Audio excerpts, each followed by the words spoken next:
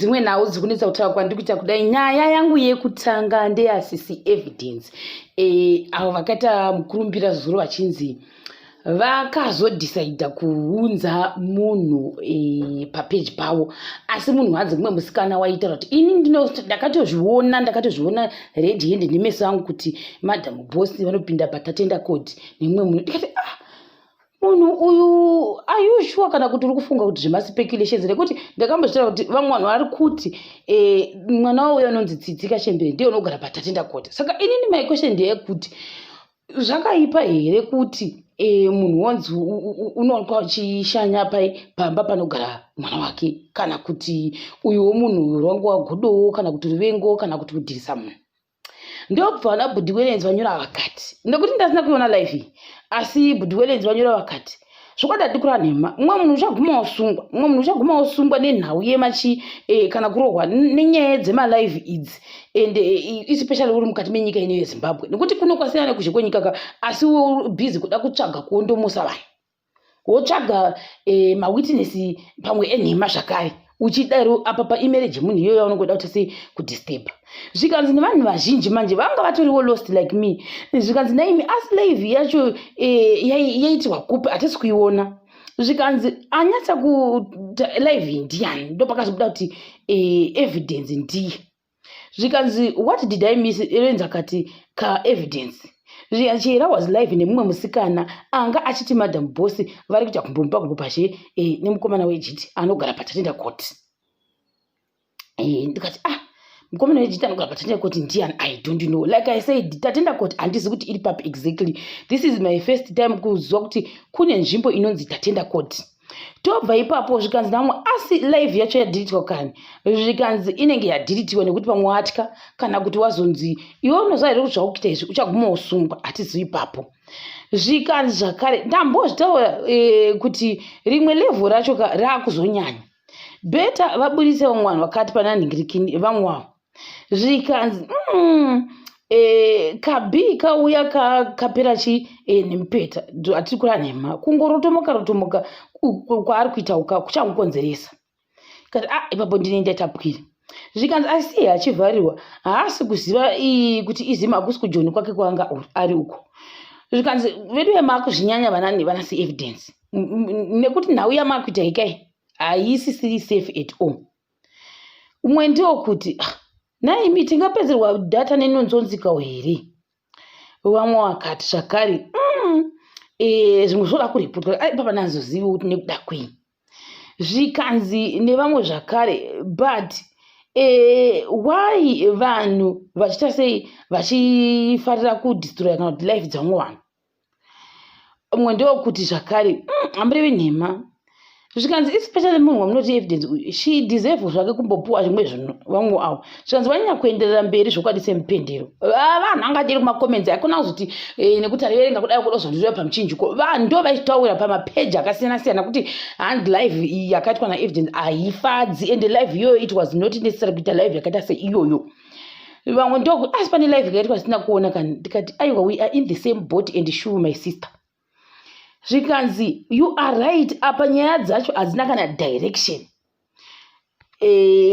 Apa zuro ndizuro uno taitomunzwira tsitsi tichiti akashandiswa panhau dziya dzavaita nadzo kunzi wakabatwa $50 wakabatwa $100 vanhu vakamugwira tsitsi, asi nhasi uno wotsvaka kunodistroya mumwe munhu uri mukati memba yake.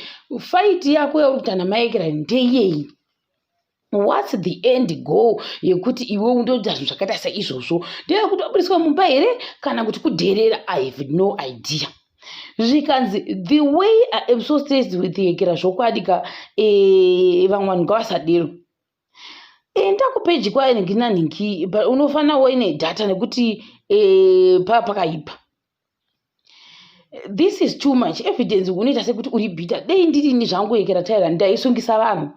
Zvika atiko nyaya dzacho hadzitombonzwisisiki kwairi kubva nekwairi kuenda, asi hanzi ndakaona achiita kumbomba zvombonzi ndakaudzwa nanhingi and it's not good at all. Vanhu vangadiri kumakomenti uku ndiwo kamaside effects ekuziva technology iyi. Vamwe avo hatizoziviwo nekuda kwei, nekuti vanhu vanenge vachiona zvinhu zvakasiyana siyana. unonzi B handizvi kuti B ndiye kuti ndizvo kuti B ndiye musikana wanga achitaura naevidence wacho palive here nekuti live yakadisappear. Iyo yainzi hanzi pari kudiwa testimony dzepaindaneti. Iyi ndeyepaiindaneti hanzi kuti unozoimirira here testimony yake kana waenda kumadare edzimhosva, nekuti madare edzimhosva saka unenge kunzi kwakaita deformation of character kapa. Number 1 number 2 hatizosi kuti dzimwe dzinenge dzakunzi chii makonikotsi kuti vanenge vakuti chii zvavo pamutemo chaipo kana vada kunyatsa kumugarira pasi. Meno zvikanzi and I'm happy vanhu were not supporting her on that live. Kuda mari kwacho kwakaoma. Saka live yacho inenge yakaoma takasarira zvokwadi. Vamwe vakati aisi achivhariwa haasi kuziva iyi izima isi Joni. kuJoni hatiiti izvozvo. Zvikanzi matanga vanhu zvakare. Apa vabvisa live nekutya hopo manga matora mavideos zvikati tatotora kare atinonoke evidence tinayo zvidu. Ndo zvandokudirai vanhu tipo ndazvo ndoti chatenderera zvacho ere chatenderera zingatomboiti chagara chiripo nyangu yadhiritwa. Vamwe ndokuti zvakare upapa ushamwari Chihera should sue all vanhu who are tarnishing her image. Start with the evidence. Unosvikepi uchitwa so nhai iwe zvanyanya mhani musadero. Zvikanzi and I'm happy vanhuka they were not even supporting zvese zvaangada ndizvakapota zviya kana kuti they were not even pro that live yanga achita nemunhu wake wati uya undipe testimony. Kwazvakuenda hakusiriko ari kuzviwanza. This is too much. Wazvinyanya zvisingaiti vanhu ava. Ndikati aya kubva zvandakatanga kuita manage my own business vamwe wangu achitaura zvokuti anzikira masikini avo anaka. Ndikati zvikanzi zvakare nevamwe Chihera ngaanyarare achaneta uyu evidence wachoni. Zveropa you do exactly what evidence did here all the time. Vamwe ndikati I don't know. Zvikanzi iwe ukuti vamwe ekera nevacho vakataura zvekera vachoni whoever akataura makaikese makafanira kuti what right we don't know. The things we do for lives for my likes nema loves zvakaoma. That was so wrong. Pane asina past here munhu wese une past yake. Moral of my metaphor is that if these celebrities actually make a living out of the attention we give them, we can also make a living and we can also improve ourselves by redirecting all the attention and effort towards our own life. Imagine vangu tochibva ipapo toinda pane nhau yemwana wakabuda zvaaitaura. Mwana uyu wakataura sekuti munhu mukuru asi vanhu vakati unogota mashoko akati seiwayo unombori nemakore mangani. Vamwe vakati mwana wani uyu tegi mai vake nekuti mwana wanga afana kutaura zvakaita sezvizvizvi. Zvikati vamwe naiwe long division wanga wapedza kuiita here wakugona zvanaekera ivava kutaura nachimondi tinenge taita pwere.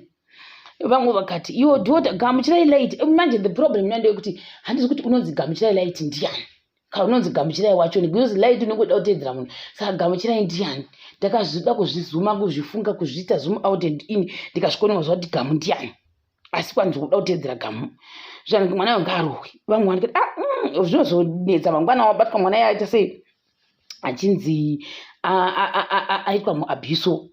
Zvikanzi no this is too much. Vaberekika vamwe kuti argument yekuti you never know pamwe mai ava ndo vadi vatotora video iyoyo. Tobva ipapo tena pane yekupedzisira yani yevana vakarohwa kumusana kukaita sekuchasvuka. Vana ava varohwa paibuda pachitaurwa kunzi mazita mamwe madzidzisi. Now the problem is I cannot really mention mazita nekuti handizi kuti inawe kuti vese vakaiswa ishuwa here mazita iwayo kana kuti kwete.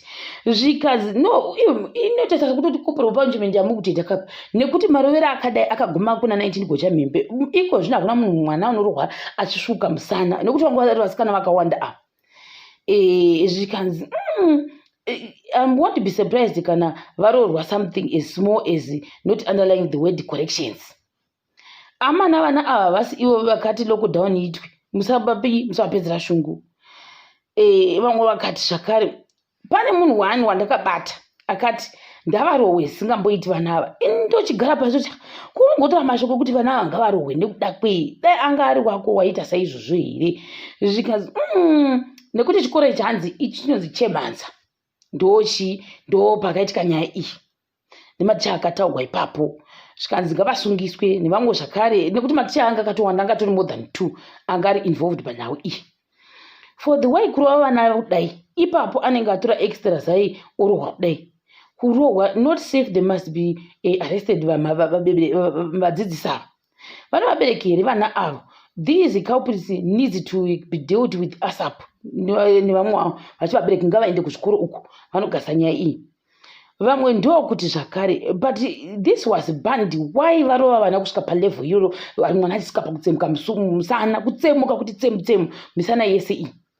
Sasa kuti varova nezvamboko here, hakuna ungava mugamatiri ungarova kusvika palevel iyoyo kuti unosvuka musana. Handizozivi kusvika ipapo kuti vanhu vangarova kusvika ipapo. Zvikanzi imhosva yei. Mwakataurawo zvaambotaura zvikanzi ndio mabhiso, but paboarding panorohwa munhu, it's no secret. Iyi zvaitoita kuti inango handambozviona. Takamboindawo kumaikira uko asi handamboona munhu achirohwa kusvika pakuti unotsemuka musana anaozviona.